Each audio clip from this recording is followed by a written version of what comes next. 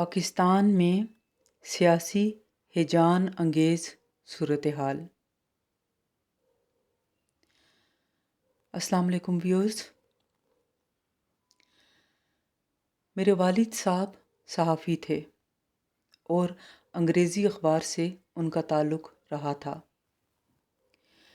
ایک مرتبہ ابو نے ملکی سیاست پر بات کرتے ہوئے مجھے کہا کہ ہمارے ہاں بیسک ہیومن رائٹس کا اس قدر فقدان ہے کہ مثلاً اگر کبھی ٹرانسپورٹ کے کسی مسئلے یا کرایوں پر میٹنگ کی جائے تو اس میں ٹرانسپورٹ کمپنی کے مالکان اور حکومتی عہدیدار کی نمائندگی تو ضرور ہوگی، لیکن سواری کی ریپریزنٹیشن کو اہمیت نہیں دی جاتی کہ اسے بھی پوچھا جائے کہ اس کے مسائل کیا ہیں۔ جو کرایہ مقرر کیا جاتا ہے وہ اس کو افورڈ کر سکتا ہے یا نہیں۔ ڈرائیور یا کنڈکٹر کے رویے اور گنجائش سے زیادہ سواریوں کو بٹھانا وغیرہ بھی سواری کے مسائل ہیں، لیکن اس سے نہیں پوچھا جاتا۔ ویورز، اس بات کو یاد کرنے کی وجہ پاکستانی سیاست کی موجودہ صورتحال ہے، جو کہ وقت گزرنے کے ساتھ ساتھ ہیجانی صورتحال اختیار کرتی چلی جا رہی ہے۔ میں عام عوام کی حیثیت سے ضروری سمجھتی ہوں کہ چند گزارشات کو پیش کروں، اور اس سے پیشتر میں اس بات کی وضاحت کرتی چلوں کہ میرا تعلق کسی بھی سیاسی پارٹی سے نہیں ہے۔ میرے لیے تمام سیاستدان قابل احترام ہیں۔ میرے لیے صوفیائے کرام کا عمل اور پیغام، جو کہ امن اور محبت کا پیغام ہے، قابل تقلید ہے۔ بقول جگر مراد آبادی، ان کا جو فرض ہے اہل سیاست جانے، میرا پیغام محبت ہے جہاں تک پہنچے۔ ویورز، پاکستانی سیاست میں جو ہیجان انگیز صورتحال کا منظرنامہ ہے، کیا باشعور قومیں اس طرح سے اپنے مسائل کو حل کرتی ہیں؟ یہ ملک اسلام کے نام پر نظریاتی بنیادوں پر قائم کیا گیا تھا، اور اسلام کا مطلب ہی امن پسند مذہب ہے۔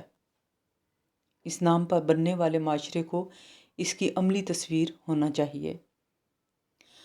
کہاں یہ کہ معاملہ اس کے الٹ ہو۔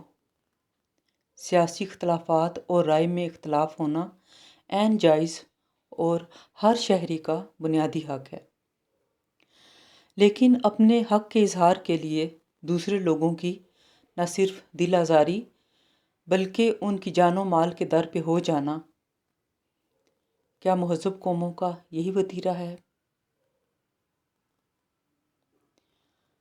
ویورز، ہمارے مذہب میں سب سے زیادہ پاکیزہ اور قابل احترام جگہ مسجد ہے۔ مسجد کے آداب میں یہ بات شامل ہے کہ کوئی شخص کسی کو بولنے سے منع نہیں کر سکتا، بلکہ ہر شخص اپنی جگہ خود ذمہ داری کا ثبوت دے گا اور خاموش رہے گا۔ اس ادب کی اہمیت یہ ہے کہ جب ہر شخص خاموش ہوگا تو کسی کو خاموشی کے لیے کہنے کی ضرورت نہیں ہے، کیونکہ اس طرح بھی شور پیدا ہوتا ہے۔ اصل بات نظم و ضبط اور ڈسپلن کی ہے۔ اگر ہم بحیثیت قوم ڈسپلن کو چھوڑ دیں گے تو ہم بے ہنگم ہجوم کا روپ اختیار کر لیں گے۔ عربی زبان کی کہاوت ہے کہ عوام کل انعام، یعنی عام لوگ بھیڑ بکریوں کی مانند ہوتے ہیں، جدھر ایک دوڑتی ہے باقی بھی بغیر سوچے سمجھے چل پڑتی ہیں۔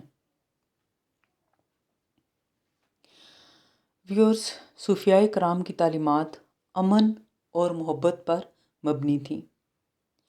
یہی وجہ ہے کہ ان کے اخلاق اور محبت کی وجہ سے لوگ ان کے حلقہ ارادت میں شامل ہوتے چلے جاتے تھے۔ بقول بابا بلے شاہ، مسجد ڈھا دے، مندر ڈھا دے، ڈھا دے جو کچھ ڈھاندا، ہک بندیاں دا دل نہ ڈھاویں، رب دلاں وچ رہندا۔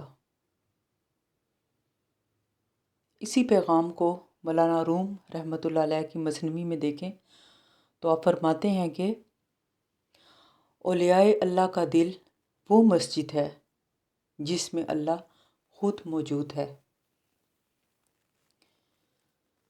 پیورس، اگر ہم اللہ کو اپنا مقصود اولین بنائیں گے تو ہمارا ہر قدم خود بخود درست سمت میں اٹھے گا، بصورت دیگر ہوس اور نفس پرستی تباہی کے لیے کافی ہوتی ہیں۔ یاد رکھیں کہ ہمارے انفرادی اور اجتماعی رویے ہی ہماری قسمتوں کا فیصلہ کرتے ہیں۔ علامہ اقبال رحمۃ اللہ علیہ نے فرمایا تھا، اللہ سے کرے دور تو تعلیم بھی فتنہ، املاک بھی، اولاد بھی، جاگیر بھی فتنہ، نہ حق کے لیے اٹھے تو شمشیر بھی فتنہ، شمشیر ہی کیا نعرہ تکبیر بھی فتنہ۔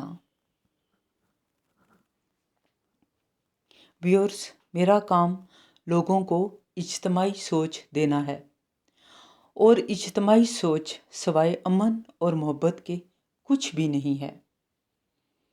ہمیں اپنے رویوں اور معاملات میں توازن قائم کرنے کی اشد ضرورت ہے۔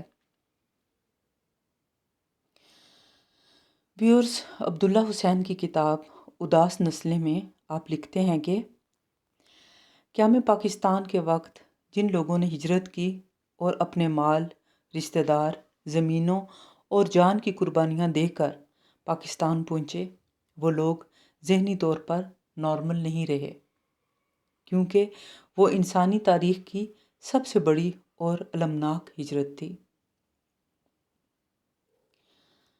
جس ملک کو اس قدر قربانیوں کے بعد حاصل کیا گیا ہو اور جس کا ایک حصہ ہم مشرقی پاکستان کی صورت میں کھو چکے ہیں، کیا وہ مزید کسی سانے کا متحمل ہو سکتا ہے؟ اگر ہم اس ملک کے لیے کچھ اچھا نہیں کر سکتے تو خدا را اپنے کسی بھی قول و فعل سے پہلے چند لمحات کے لیے ضرور سوچ لیں کہ ہمارا یہ قول و عمل اس کے وقار اور بیرونی امیج کو مزید خراب تو نہیں کر رہا۔ یاد رکھیں کہ ہمارے لیڈران بھی انسان ہیں، ان سے بھی غلطیاں اور کوتاہیاں ہوتی ہیں۔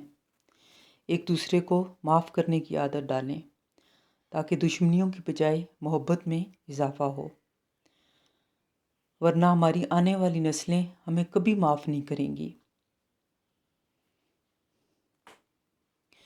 فوج، سیاسی جماعتیں، ادارے اور لوگ اس ملک سے ہی وابستہ ہیں، اور اس کے ہونے ہی سے ان کا وجود قائم ہے۔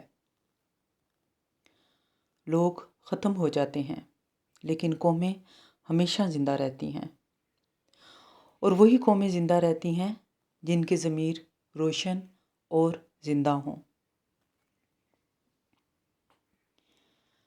لو yourself and spread the love. خود سے محبت کریں اور محبت پھیلائیں۔ آپ سب کا بہت شکریہ۔ اللہ حافظ۔